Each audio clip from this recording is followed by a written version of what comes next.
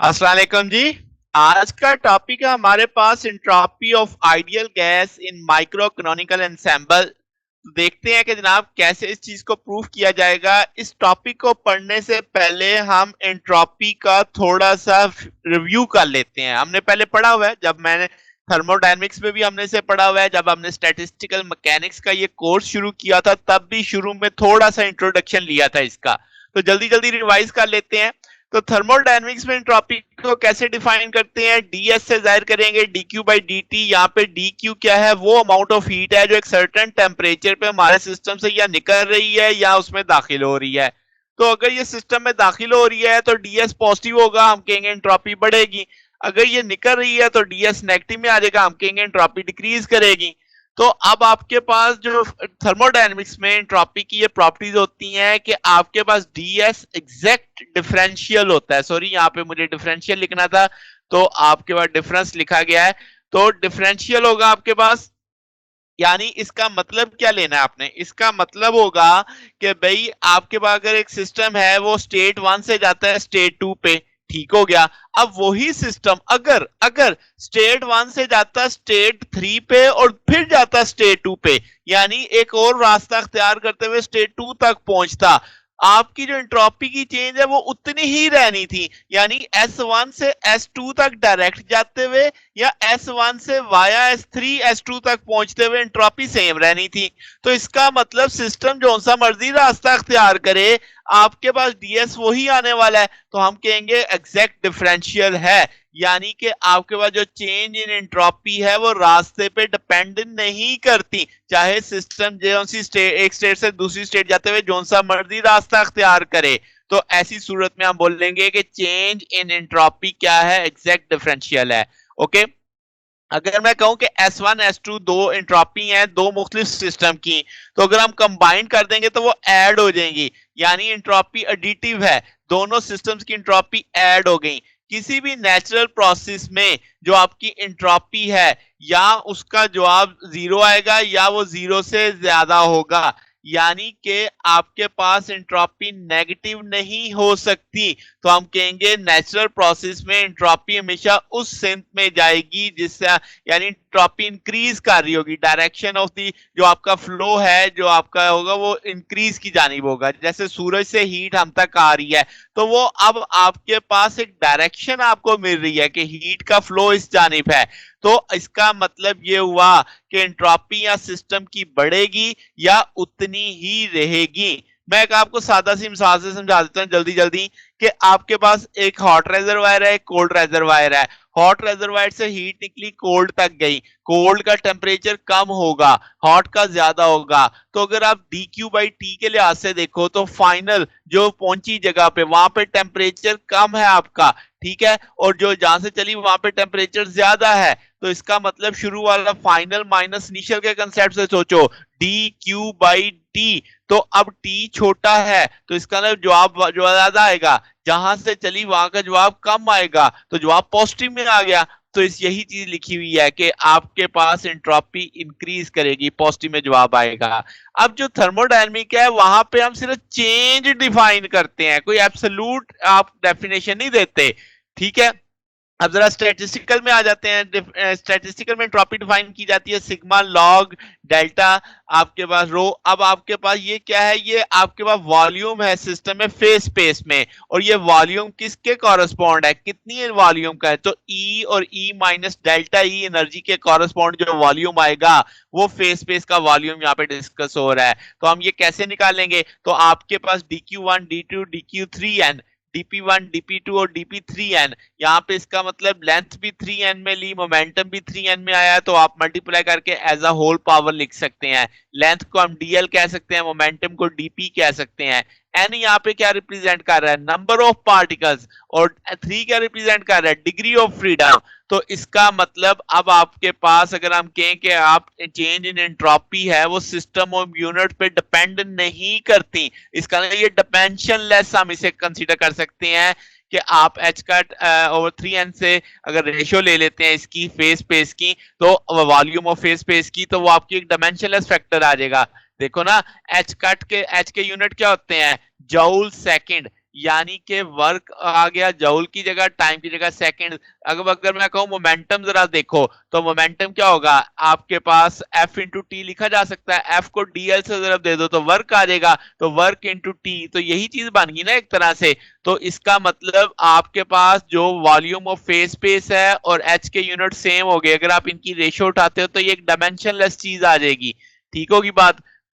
अच्छा जी, तो आपके पास एंट्रोपी ऑफ टू सिस्टम है, आपके पास सिस्टम वन की एंट्रोपी, सिस्टम टू की एंट्रोपी। आप चेन देखोगे तो आपने चेन निकाल ली, यहां से आपका लॉग का फंक्शन एक्ट करेगा तो इसको माइनस साइन आ जाएगा, चूंकि ये डिवाइड कर रहे हैं, ये नेगेटिव अंदर जाएगा तो ये फैक्टर कट जाएगा, तो ये डिवाइड हो जाएगा। तो इसका आप देख सकते हो कि जो एंट्रोपी की चेंज आई है, वो जो face space of volume, face space volume one का फेस स्पेस वॉल्यूम टू उनका है, चूंकि ये अब आप डायमेंशनलेस फैक्टर आ गया, यानी चेंज भी डायमेंशनलेस होती है।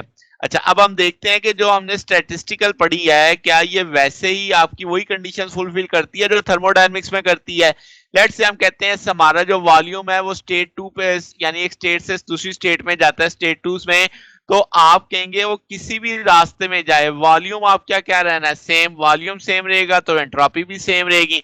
क्यों, अब इसका मतलब वो आपके पास एंट्रोपी भी, चेंज एंट्रोपी एग्जैक्ट डिफरेंशियल है।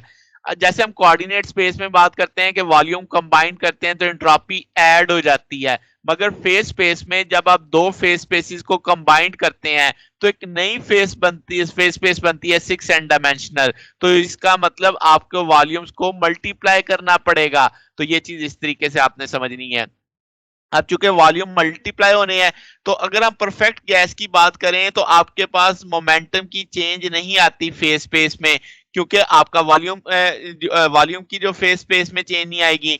तो हम कहेंगे वॉल्यूम स्पेस और मोमेंटम स्पेस को हम अलग अलग डिस्कस कर सकते हैं। ठीक है, यानी ये रिलेटेड नहीं है, तो हम इस तरह इस वाले टूल के लिहाज से इसको अलग अलग कर दिया, मल्टीप्लाई कर दिया। बात समझ आ गई। तो अब आपके पास पहले पोजीशन के लिए देख लेते हैं, तो वॉल्यूम वी की पावर n आ जाएगा आपके पास, यानी चूंकि आपने n देखे है ना, n टाइम देखा है, तो ये पोजीशन आपका वॉल्यूम आ जाएगा, मल्टीप्लाई जो हो रहे थे। तो इसी तरीके से अगर हम मोमेंटम की बात करें तो हम कहेंगे जो आइडियल गैस के मॉलिक्यूल्स हैं उनमें इंटरेक्शन होती नहीं है, पोटेंशियल एनर्जी जीरो, तो पोटेंशियल तो नहीं देखना पड़ेगा, तो इसका टोटल एनर्जी सारी की सारी काइनेटिक एनर्जी वाली बनेगी। तो एनर्जी को हम पी स्क्वायर बाई 2m की सूरत में लिख सकते हैं। ये जो एनर्जी है हमारी एनर्जी रेंज के अंदर है, यानी अगर ये जो ग्रीन पैच आप देख रहे हो इसके अंदर ये यहाँ पे एनर्जी मौजूद है, ये वाली। ठीक होगी बात। तो इसी में अब आप मोमेंटम की लैंग्वेज में बात कर रहे हो, एनर्जी को मोमेंटम की लैंग्वेज में देख सकते हो, तो हम कह सकते हैं रेडियस ऑफ मोमेंटम स्पेस, तो आपके पास P माइनस डी आप बड़ी आसानी से समझ सकते हैं और P भी समझ सकते हैं। तो अब आपके पास यहां से 2me और ये 2me माइनस डेल्टा ई आ जाएगा। अब आपके पास चूंकि वॉल्यूम की हम बात करेंगे, चूंकि हमें क्या चाहिए, हमें तो बेसिकली ओवरऑल वॉल्यूम चाहिए ना, क्योंकि हम जानते हैं कि आपके पास ये वॉल्यूम है फेस स्पेस का। तो अब आपने मोमेंटम स्पेस का वॉल्यूम निकाला तो 4/3 पाई आर क्यूब के लिहाज से सोचा, तो आर की चेंज, तो अब आपने उसको फाइनल माइनस इनिशियल के लिए इस तरह चेंज को देख लिया, बड़ी वैल्यू में से छोटी वैल्यू माइनस कर दिया आपने। तो एन डायमेंशन में अब आपने देखना है, अगर स्फीयर का रेडियस आर हो तो वॉल्यूम कैसे निकाला जा सकता है, सी एन आर की पावर एन।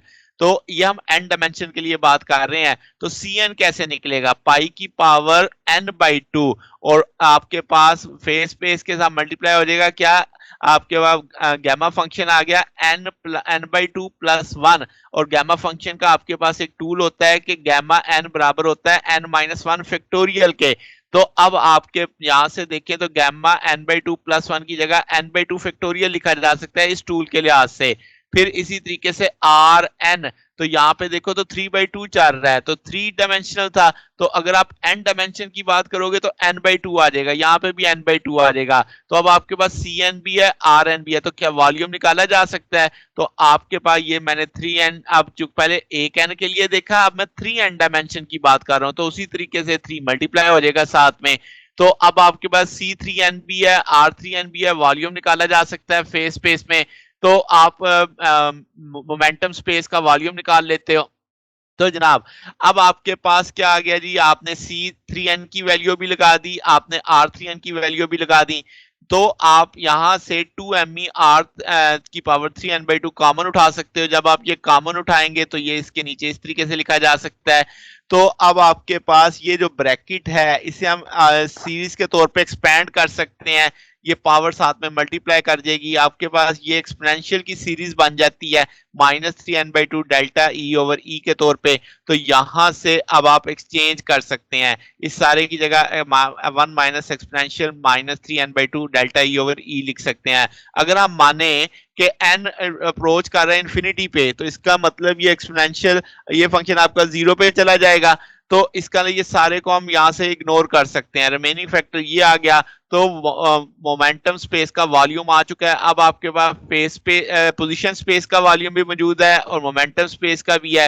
वो दोनों वैल्यूज लगाई जा सकती हैं। तो ब्लू कलर में पोजीशन के लिए और मैजेंडा कलर में आपके पास मोमेंटम के लिए वैल्यूज आ गई। अब आपके पास देखा जाए तो ये डिवाइड कर रहे हैं, तो लॉग का फंक्शन है तो अलग अलग किया जा सकता है। मैंने क्या किया फिर कि आपके पास इसमें जो एन था यहाँ पे, तो अब वी के ऊपर भी एन है, इस ऊपर वाले फैक्टर के ऊपर भी एन है, तो वो पावर साथ में जाके मल्टीप्लाई कर जाती है, बकिया पावर वहीं लिखी रहने दी है। अब यहाँ पे स्ट्रिलिंग एक्सटेंशन आपके अप्रोक्सीमेशन लगाई, लॉग एन फैक्टोरियल लिखा जा सकता है n log n minus n. तो इस लिहाज से इस सारे को एक्सपैंड करके लिख दिया मैंने यहाँ पे। ठीक हो गया। तो अब ये माइनस के अंदर चला जाएगा। फिर आपने क्या किया, यहाँ वाले ये शुरू वाले फैक्टर्स को, इसमें भी एन के आ रहा है, इसमें भी एन के आ रहा है, कॉमन लिया जा सकता है इसमें से। तो ये टूल इस तौर पे आ जाएगा, चूंकि इसमें भी लॉग है इसमें भी लॉग है, डिवाइडिंग फैक्टर के तौर पे लिखा जा सकता है। तो अब आप इसे थोड़ा सा बस एडजस्ट करना है। ई बाई एन को हम अलग कर लेते हैं, उसकी पावर भी 3/2 है, इसकी पावर भी 3/2 है। ये 2 बटे के नीचे बटे में ऊपर चला जाएगा तो 4πm3 आ जाएगा, इसकी पावर 3/2 प्लस 3nk/2 आ जाएगा। तो ये वो टूल आ गया एंट्रोपी का, जो आप माइक्रो कैनोनिकल एंसेंबल के अंदर देख रहे होते हैं। अक्सर बुक्स के अंदर इसमें एच कट क्यूब भी चल रहा होता है, तो वो हमने चूंकि सिर्फ डायमेंशन को प्रूव करने के लिए निकाला था तो उसकी जरूरत ऐसा नहीं है। तो ये टूल भी आपका चलता है। तो के यहाँ पे बोल्ट्जमैन कांस्टेंट है, एन नंबर ऑफ पार्टिकल है जो सिस्टम में है, वी वॉल्यूम है, ई एनर्जी है, और आपके पास 4 कांस्टेंट, पाई कांस्टेंट, मैम मैस है, और आप ये सारे का सारा टूल इस तौर पे देखा जाता है। तो ये रिक्वायर्ड रिलेशन है हमारे पास एंट्रोपी ऑफ परफेक्ट गैस का। तो ये हमारा आज का टॉपिक था। अगर आपको इसमें कोई बात पूछनी हो, डाउट हो, तो नीचे कमेंट्स में पूछ सकते हैं। वीडियो अच्छी लगी हो तो वीडियो को लाइक कीजिएगा, दोस्तों के साथ शेयर कीजिएगा और चैनल को भी सब्सक्राइब कर दीजिएगा। अब तक के लिए इतना ही, बकिया इंशाल्लाह फिर नेक्स्ट देखेंगे। ओके, अल्लाह हाफिज।